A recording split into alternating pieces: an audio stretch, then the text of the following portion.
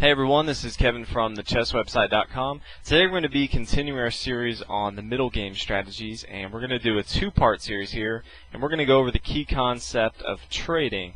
A lot of chess players really don't know when they should be trading, especially during the middle game when things are flying everywhere. They just don't know if a trade is good, a trade is bad, and so today we're going to be going over when you should trade and when you shouldn't trade. And so we're going to, four key concepts that I want you to remember. The first one is you should trade when you're ahead in material. And that's what we're going to be going over in part one. The second is you should trade if you have a spatial disadvantage, and we'll be going over what that means. You should also trade if your exchange will make one of your pieces really strong. So if you can trade and get like a great outpost for one of your pieces, you should do that. And lastly, if one of your opponent's pieces is really strong, you should obviously trade that off as well. So if we can go ahead and take a look at this board here, obviously this board, white and black are both even. We can start off, let's say we take one of the pawns away from black. Now white has a one pawn advantage, and that may not seem like a lot, but if we start trading off pieces, let's say we trade off the rooks here, white's advantage is getting bigger, okay? And we can see that. Let's say we trade off both of these knights and bishops in a trade. Obviously I'm just deleting them here, but in the game you would obviously just trade them off. You may not be able to see it, but white is getting a bigger and bigger advantage. And let's say we trade off our queens and the rest of our minor pieces. So I'll go ahead and take those off the board here, and we'll just be left with the pawns. And you'll look at it and see that white has all 8 of its pawns to black's 7 pawns. And as we're taking these pieces off, white's advantage is growing and growing. Before we had 16 pieces and black started out with 15. And now we have 9 pieces and black only has 8. And if we start to take away some of, let's say we start taking off some of the pieces, I just took off 5 from each side. Now black is left with 2 and white is left with 3. Obviously a much bigger advantage, and all we're doing is trading off one by one. And as you can see, if we do one more, now white has a 2-to-1 advantage. 2-to-1 advantage is obviously much bigger, and then we can even go one step farther and take away another pawn. And now white is clearly winning. It has a pawn, black has no pieces except the king. White's in very good shape here. So if you have a material advantage, you should be trading to reach an endgame where your advantage is greater.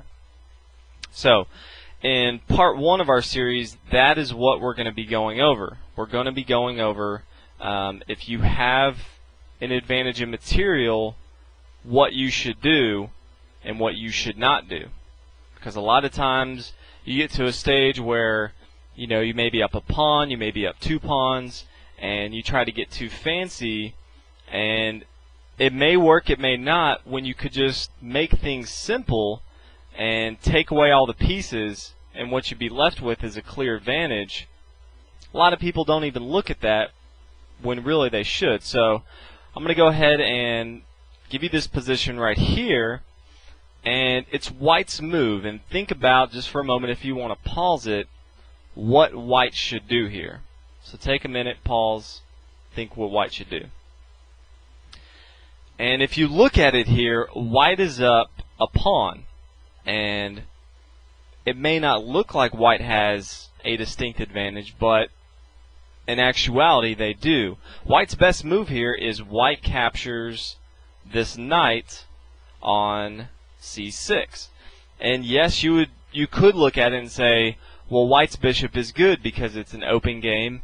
Bishops are obviously better in open games, and that's true, but in this case we can easily get to an endgame where we have a huge advantage.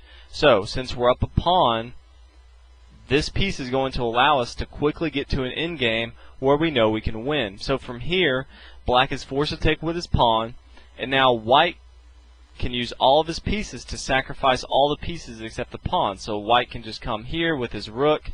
Black is forced to take with his rook. White can recapture on d8. Black is forced to capture with his rook. white can come with his queen to d8. Obviously, as you can see, we're just trading pieces off. Now black is forced to come to f8. And now white can do the last piece, and we're traded off at f8. And here, it's a lot easier to see that white has an advantage. White has 6 pawns, and black has 5 pawns. And a lot of people could look at the position before and completely miss the win, and a lot of times mess up and lose the game. But here we're going to go over why it's so important if you're up in material to trade down in later stages of the game. So from here it's a pretty clear win, and we're going to go over how that's a pretty clear win. When you go from the middle game going in towards the end game, your king becomes your most valuable piece.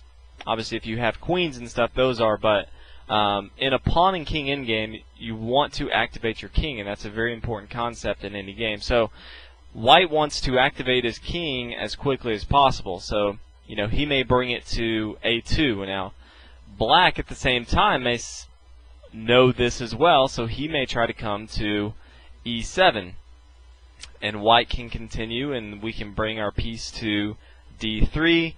Black can continue to d6.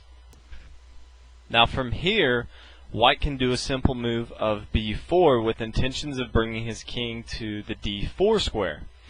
Eventually what we want is to trade off these pawns with one pawn on the queen side, obviously the ABC squares, and distract the black king enough so that we can come over here to the king side and gobble up all these pawns and have a clear advantage. So let's say from here, let's say black has, let's say, a subtle move of f6. He doesn't want to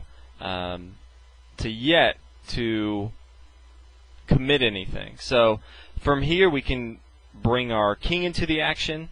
Obviously he can bring his pawn to c5, but we have our nice little pawn on b4, and he can't bring his pawn to the a5 square, because then we can just take with our b pawn and march up the board here. So he might move his g pawn here, and from here we can continue to march up the board with our a pawn. There's not a whole lot he can do. He may bring his pawn to the f5 square. And from here we can create two weaknesses. We can go ahead and march right up the middle with b5. And if he wants to trade his pieces off, let's say he just trades here, and then we trade, and then he trades, and then we trade. Now we have a pawn here that the black king has to do something about. And so let's say he comes back to the c7 square to protect. We can come up here to the c5 square, and whenever time we want, the black king has to defend. If the black king moves off this c file to the d file, we can just march up the board here and make it queen. So the black king is going to have to come to the b file, and once he does that, white can easily start marching his king to the other side and start gobbling up these pawns here. So from here, black can come. He's obviously going to take this pawn, but he's not going to have time to recover. We can come to the e6 square. Once he takes, obviously you can see the advantage. Black can start to come. He can try to move his pawn. It's not really going to matter. Black king can continue. He can come down here, try to get ours. There's nothing he can do. We can start marching up our h pawn. It's a very clear win for white, and this all came about because of our trading that we did when we were ahead of material. So even in a position that looks almost even, if you have a material advantage and you can get down to a very defined win, as in a pawn and king endgame, and you know how to play a pawn and king endgame correctly, it's a very straightforward win. So this is part one of trading and how you should trade. Obviously key number one is trade if you're ahead of material, because it gives you a bigger advantage. So hope this helps. Hope during your game, if you have an advantage in material, that you're always looking out for ways that you can get closer to the end game. and I hope this helps bring you a lot more wins. So look out for part 2, should be up shortly, and I will see you guys next time. Thanks a lot.